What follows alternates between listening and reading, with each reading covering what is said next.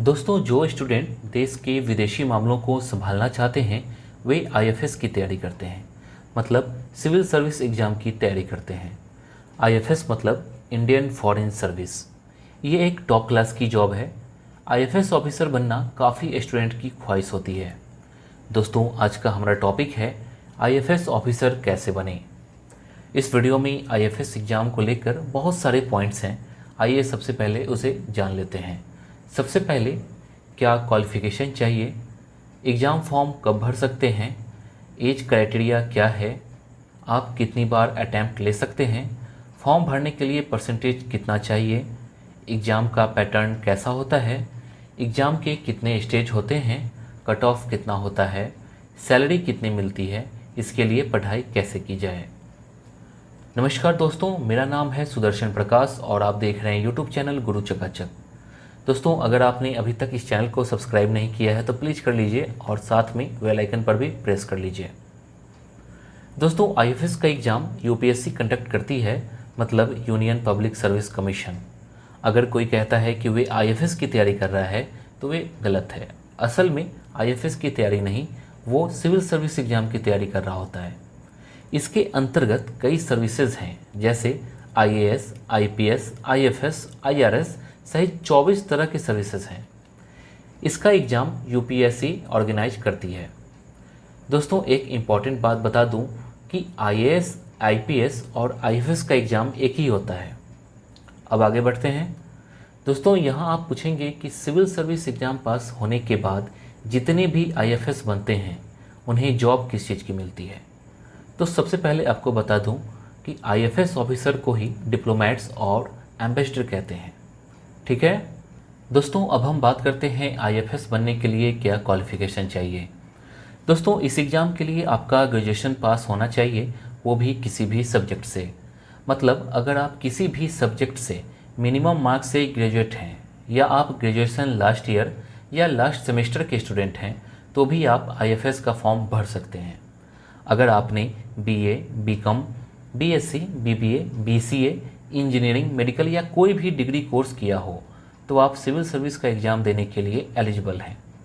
ध्यान रखिएगा, सब्जेक्ट के मामले में स्टूडेंट्स को काफ़ी कन्फ्यूजन होती है। अगर आपको समझ नहीं आ रही है कि आप जिस सब्जेक्ट से ग्रेजुएट हैं वो मान्य है या नहीं, आप कमेंट कीजिए, मैं उसका जवाब दूंगा। इस चैनल पर सभी सवालों के जवाब देने की कोशिश की जाती है। दोस्तों, एक बात ध्यान रखिए कि आईएफएस, आईआरएस आदि के लिए माइग्रेट हो सकते हैं, जैसे नेपाल, भूटान, पाकिस्तान के माइग्रेट हो सकते हैं। अब जानते हैं सिविल सर्विस मतलब आईएफएस एग्ज़ाम का फॉर्म कब निकलता है। दोस्तों, किसी भी एग्ज़ाम का फॉर्म कब निकलता है ये पता लगाना बहुत ही आसान है।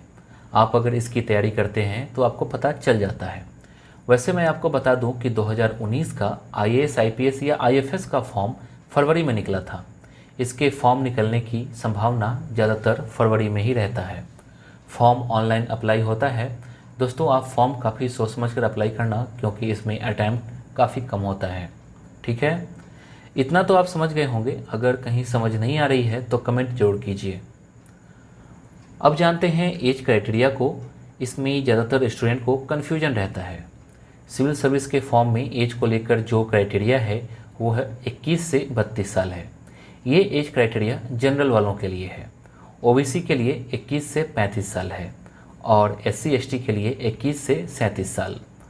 अगर आप जम्मू कश्मीर से हैं तो जनरल के लिए 21 से 37 साल, वहीं फिजिकल चैलेंज स्टूडेंट के लिए 10 साल की छूट है और वे मैक्सिमम 42 ईयर्स तक फॉर्म भर सकते हैं।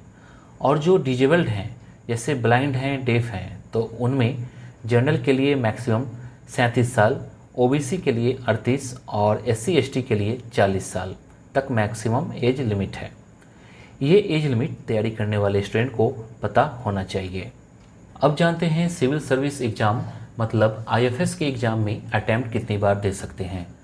दोस्तों, जो स्टूडेंट जनरल से बिलोंग करते हैं वे 6 अटैम्प्ट दे सकते हैं, ओबीसी 9 अटैम्प्ट और जो एससी एसटी मतलब शेड्यूल कास्ट या शेड्यूल ट्राइब से बिलोंग करते हैं वे एज लिमिट खत्म होने तक अटैम्प्ट दे सकते हैं। जम्मू और कश्मीर के लिए up to the age limit है। तो दोस्तों, एक बात और कि ये अटैम्प्ट तभी काउंट होगा जब आप प्रीलिम्स एग्ज़ाम में बैठेंगे। अगर आप फॉर्म अप्लाई करने के बाद एग्ज़ाम नहीं देते हैं तो आपका अटैम्प्ट काउंट नहीं होगा। ये ध्यान रखने वाली बात है।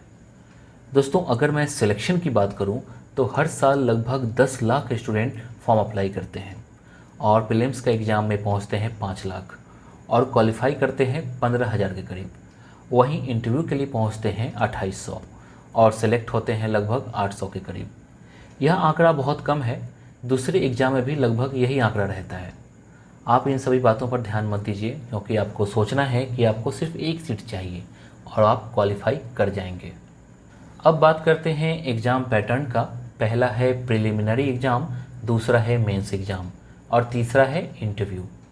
प्रीलिम्स एग्ज़ाम में 2 पेपर होते हैं, पहले जनरल स्टडीज और दूसरा सीसेट का होता है। दोनों पेपर 2-2 नंबर के होते हैं। दोनों पेपर में नंबर ऑफ क्वेश्चन अलग अलग होता है। पहले में 100 क्वेश्चन और दूसरे में 80 क्वेश्चंस होते हैं। इस एग्ज़ाम में आप हिंदी या इंग्लिश दोनों में से किसी एक लैंग्वेज में एग्ज़ाम दे सकते हैं। ये आप पर निर्भर करता है कि आप किस लैंग्वेज में कंफर्टेबल हैं। अब जानते हैं इस एग्ज़ाम का सिलेबस क्या है। फर्स्ट पेपर में जनरल स्टडीज़ से सवाल पूछा जाता है, जैसे current affairs, history, geography, constitution, economics, general issue, general science वगैरह से सवाल पूछे जाते हैं।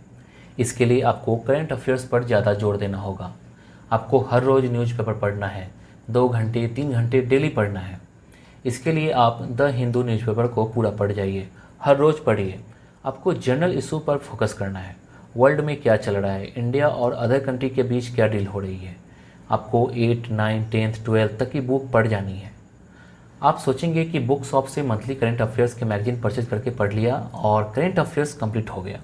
ऐसा बिल्कुल भी नहीं है। आपको न्यूज़पेपर पढ़ने के साथ साथ टीवी पर जनरल इशूज पर चल रहे डिबेट को देखिए और समझने का प्रयास कीजिए, क्योंकि इसमें ज़्यादातर politics, international, national, state level के न्यूज होते हैं। वहीं ज़्यादातर टॉपर्स राज्यसभा टीवी देखने को कहते हैं, क्योंकि वहाँ आपको बहुत सारे कंटेंट ऐसे मिल जाएंगे जिससे सिविल सर्विस एग्ज़ाम में आपको काफ़ी हेल्प मिलेगी। ये तो था फर्स्ट पेपर का सिलेबस। अब सवाल उठता है कि दूसरे पेपर में क्या है। ये पेपर सीसेट का है। इसमें बैंक, एसएससी जैसे क्वेश्चंस होते हैं, जैसे comprehension, logical reasoning, decision making आदि। अब सवाल उठता है कि आखिर पहला और दूसरा पेपर में अंतर क्या है।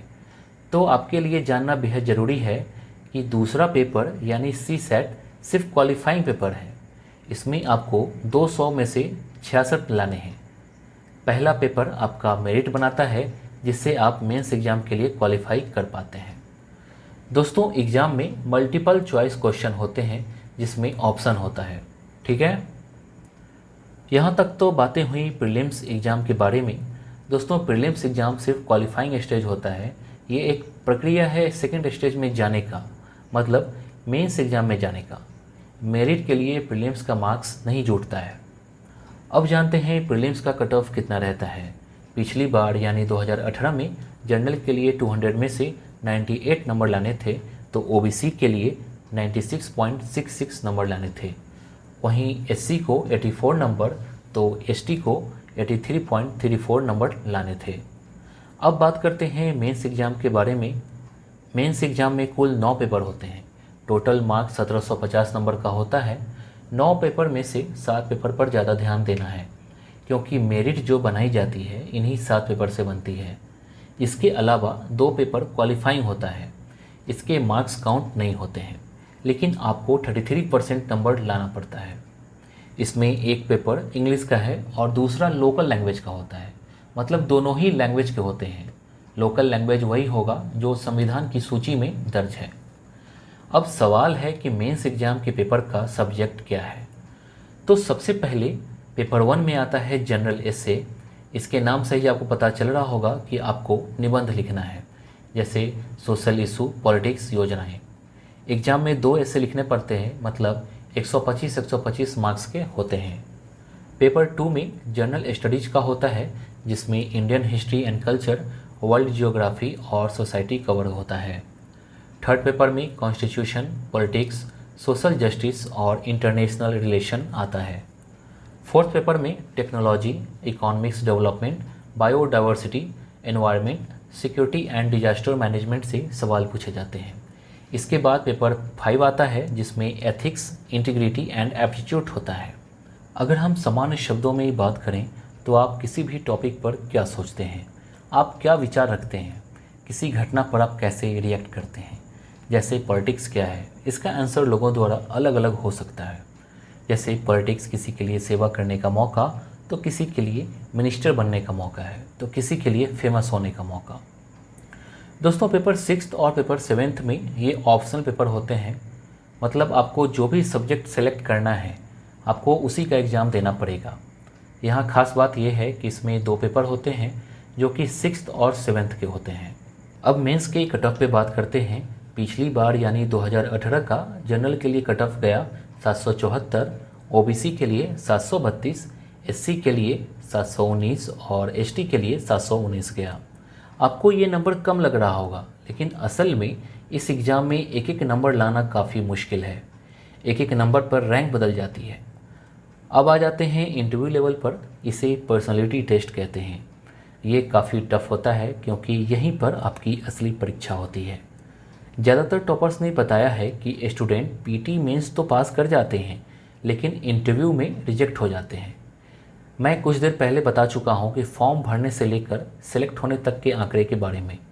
इंटरव्यू में छंटने के कई कारण हैं, जैसे स्टूडेंट में कॉन्फिडेंस की कमी, बात करने का तरीका, इंटरव्यू रूम में इन करने का तरीका, आपने ड्रेस कैसा पहना हुआ है, इन सभी चीज़ों पर वहाँ फोकस किया जाता है। अब जानते हैं कट ऑफ कितना होता है। सिविल सर्विस एग्ज़ाम का पिछली बार यानी 2018 का फाइनल कट ऑफ कितना रहा, आइए जानते हैं। जनरल के लिए 982 रहा, ओबीसी के लिए 938, एससी का 912, वहीं एसटी के लिए 912 ही था। फॉर्म भरते समय ही पूछा जाता है कि आप कौन कौन सी सर्विस पसंद करते हैं। 3 सर्विस को, जैसे आईएएस, आईपीएस, आईएफएस को ऑल इंडिया सर्विस कहा जाता है। बाकी सर्विस सेंट्रल सर्विस में आती है।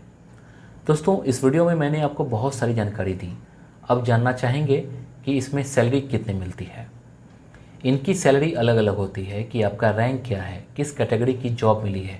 बहुत सारे पोस्ट हैं। इसकी शुरुआत में सैलरी लगभग 60,000 से शुरू होती है और 2.5 लाख तक जाती है। अगर आपकी पोस्टिंग फॉरेन में हो जाती है तब तो और ज़्यादा सैलरी मिलती है, साथ में घर, कार, मेडिकल, सिक्योरिटी एटसेट्रा।